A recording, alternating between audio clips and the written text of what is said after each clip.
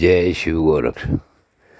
प्रिय श्रोताओं, आपने इस कहानी के पिछले भाग में सुना कि महाराज जोरावर सिंह को एक मैतरानी निर्वंशी होने का कहकर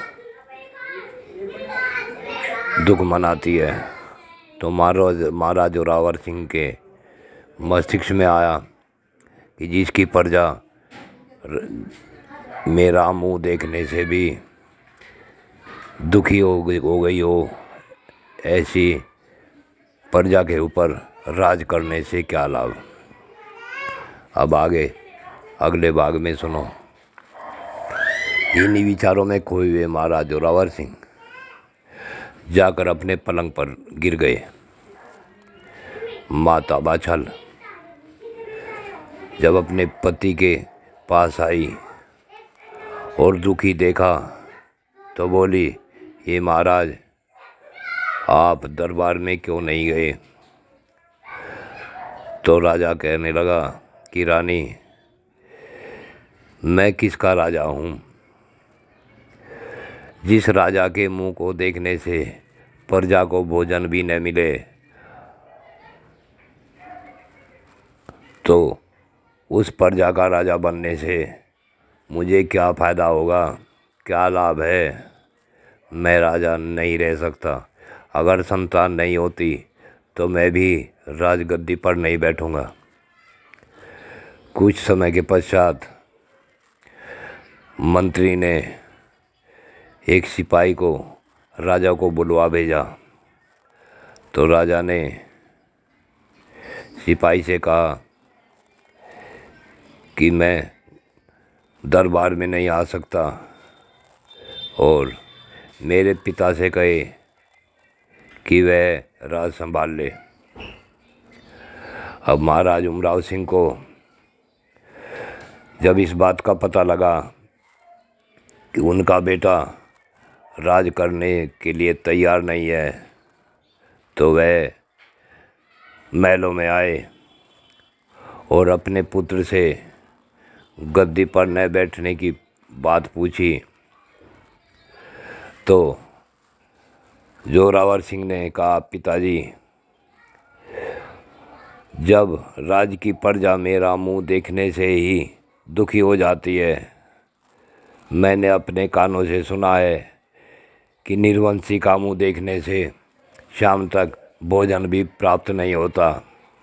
तो फिर आप ही बताए कि मैं ऐसे राज पर राजा क्यों रहूं जहां राजा का मुख देखने से अपशकुन होता हो। पिताजी, आप राज करें। आप तो संतानवान हैं, आपके तो पुत्र और पुत्री दोनों हैं। मैं जब तक गद्दी पर नहीं बैठूंगा, जब तक मुझे संतान नहीं हो जाती, तब तक मैं महल से बाहर जाकर क्या करूं? बाहर जाऊंगा तो कोई न कोई मुंह जरूर देखेगा। आज एक मैतरानी ने कहा है, कल कोई ब्राह्मण भी कहेगा। राजा जोरावर सिंह अपने महल में रहकर यज्ञ पाठ करने लगे तथा ब्राह्मणों को बुलाकर यज्ञ करवाने लगे। जो भी ब्राह्मण, जो भी ऋषिगण जो भी उपाय बताता, वे राजा और रानी दोनों लगे रहते। छोटी रानी काछल को इस बात की कोई चिंता ही नहीं थी। वह तो सोचने लगी कि अगर इस महल में संतान होगी तो मुझे भी होगी, नहीं होगी तो मुझे भी नहीं होगी। वह निश्चिंत भाव से अकेली रहती, उससे कोई चिंता ही नहीं थी। परंतु बाछल रात दिन चिंता में डूबी रहती और सोचती रहती कि परमात्मा हमारे भाग में क्या लिखा है। यही सोचते सोचते वह दिन रात दुख में डूबी रहती। कभी भगवान विष्णु के व्रत करती, कभी एकादशी व्रत करती, कभी भगवान शिव की उपासना करती। इसी प्रकार से दिन बीत रहे थे।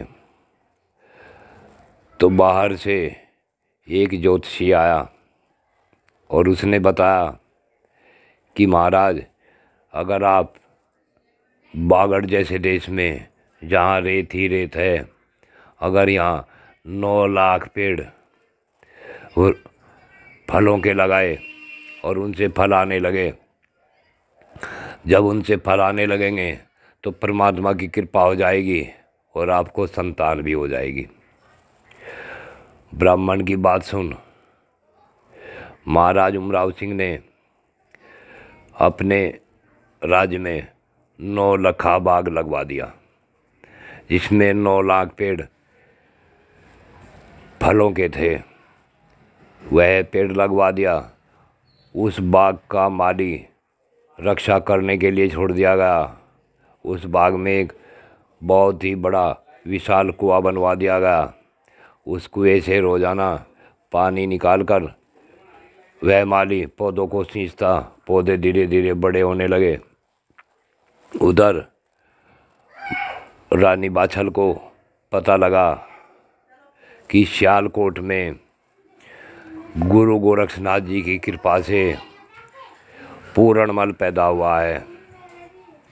उसने सोचा कि शायद कोई साधु ऐसा भी आज है कलयुग में जिसके प्रताप से संतान हो सकती है, और वो भी बुढ़ापे में, क्योंकि पूर्णमल भी अपनी माता को बुढ़ापे में ही हुआ था।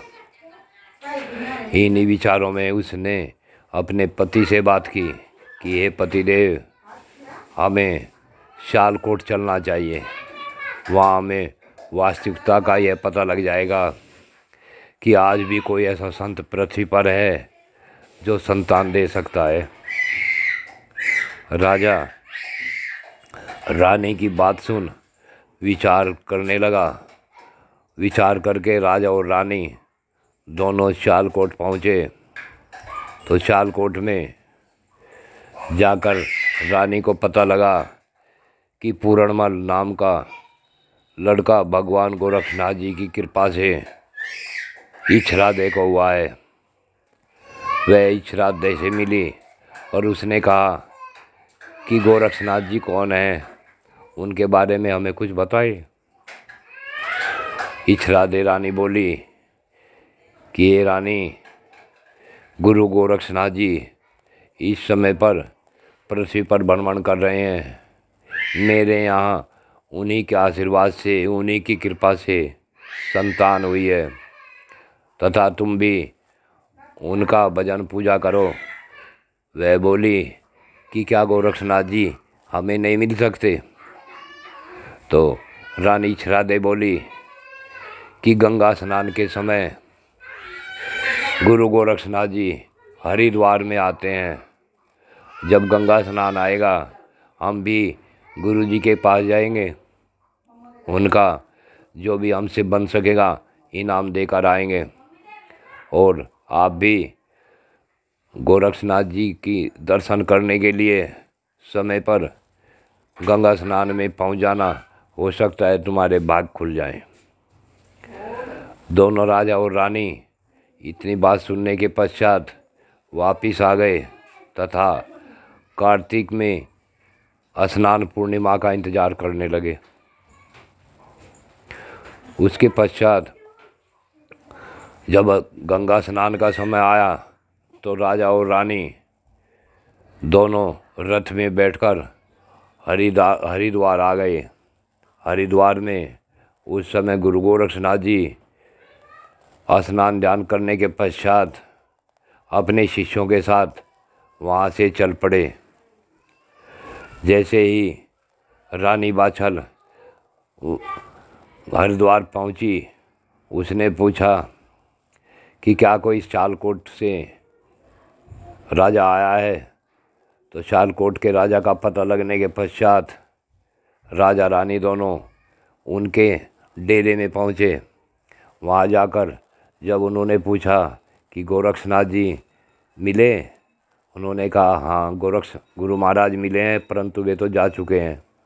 यह सुनकर रानी को बड़ा दुख हुआ, राजा भी दुखी हुआ, परंतु इच्छरादे ने कहा कि रानी दुखी न हो, मैं तुम्हें एक तरकीब बताती हूँ। तुम्हें एक ऐसा साधन बताऊंगी जिससे कि गुरु गोरक्षनाथ जी तुम्हारे राज्य में आएंगे। वह बोली, तो जल्दी करो। तो रानी इच्छरादे ने बताया कि हे रानी वाछल, अपने यहाँ तुम गाय के गोबर की एक मूर्ति बनाओ साधु की, और उसे गुरु गोरक्षनाथ जी मानना, और उस मूर्ति की ही रोज उपासना करना। वहीं फूल प्रसाद चढ़ाना और वह प्रसाद गाय को देना। तुम्हारी भक्ति जब बढ़ जाएगी तो एक दिन गुरु गोरक्षनाथ जी तुम्हारे राज्य में जरूर आएंगे। यह सुन माता वाछल और महाराज जोरावर सिंह वापिस शहर ददरेवा आ गए। जय शिव गोरक्ष।